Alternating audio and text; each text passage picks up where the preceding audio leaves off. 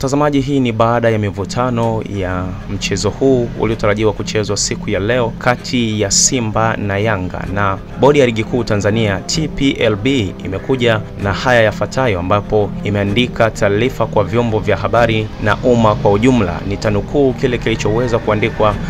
kama ujumbe kutoka kwa bodi ya ligi. Nitanukuu: kamati ya uendeshaji na usimamizi wa ligi kuu, bodi ya ligi kuu Tanzania TPLB, katika kikao chake cha leo Machi 8 ya mwaka 2025 iliyopita, ilipitia shauri la klabu ya Simba kuzuiliwa kuingia kwenye uwanja wa Benjamin Mkapa kwa ajili ya kufanya mazoezi ya mwisho kuelekea mchezo namba 184 wa ligi kuu ya NBC Young Africans dhidi ya Simba Sport Club uliopangwa kufanyika kwenye uwanja huu leo kuanzia majira ya saa 1:15 usiku. Katika shauri hilo, klabu ya Simba iliandika barua bodi ya ligi kuu kueleza kuhusu tukio tajwa hapo juu, huku pia ikieleza nia yao ya kutokushiriki mchezo huo kwa sababu imezuiliwa kutumia haki yao ya kikanuni kama ilivyoainishwa kwenye kanuni ya 17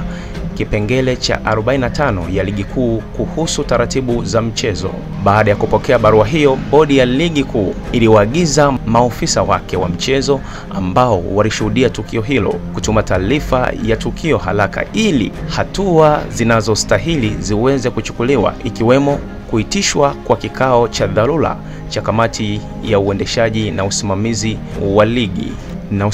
ligi. Baada ya kupitia taarifa mbalimbali zikiwemo za maofisa wa michezo na vyanzo vingine, kamati ilibaini kuwa klabu ya Simba, wakati ikielekea kutumia haki yake iliyoainishwa kwenye kanuni ya 17 kipengele cha 45 ya ligi kuu,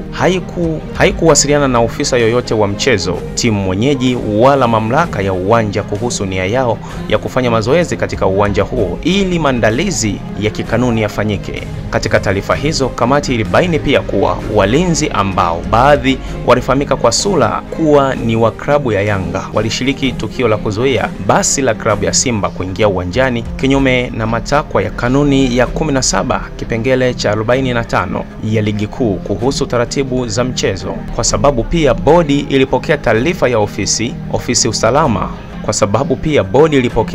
ya ofisi usalama wa mchezo ambayo imeainisha matukio kadhaa yaliyoambatana na tukio hilo la klabu ya Simba kushindwa kufanya mazoezi, na kwamba baadhi ya matukio yanahitaji uchunguzi ambao hauwezi kukamilika kwa wakati. Bodi ya ligi kupitia kamati yake ya uendeshaji na usimamizi wa ligi imeamua kuhairisha mchezo tajwa hapo juu kwa mujibu wa kanuni ya 34 kipengele cha kwanza ya ligi kuu kuhusu kuhairisha mchezo ili kutoa nafasi ya kupata taarifa zaidi zitakazosaidia kufanya maamuzi ya haki. Bodi itatoa taarifa kamili kuhusiana na tukio hilo na kutangaza tarehe ya mchezo huo mapema iwezekanavyo. Imetolewa na idara ya habari na mawasiliano, bodi ya ligi kuu Tanzania TPLB, Machi 8 mwaka 2025. Mtazamaji, mechi ndivyo ilivyoweza kuahirishwa kwa namna hiyo, na hii imetolewa na bodi ya ligi kuu Tanzania TPLB kama nilivyokusomea hapo, na huo ndo ulikuwa ni mwisho wa kunukuu kile nilichoweza kukisoma. Mtazamaji, tuendelee kufuatilia channel hii tuweze kujua mengi zaidi, na tutaweza kukuletea hivi karibuni sawa na bodi ya ligi itakavyopanga tarehe ya mchezo huo itakuwa ni lini, nami nitaweza kukuletea immediately tarehe hiyo itakayoweza kupangwa kwa ajili ya kucheza mchezo huo wa Simba na Yanga. Usiache kufuatilia channel hii, subscribe, like, share na ucomment ili uendelee kuwa kwanza kabisa kujipatia habari zetu zinazojiri ndani ya taifa hili na nje ya taifa la Tanzania. Karibu.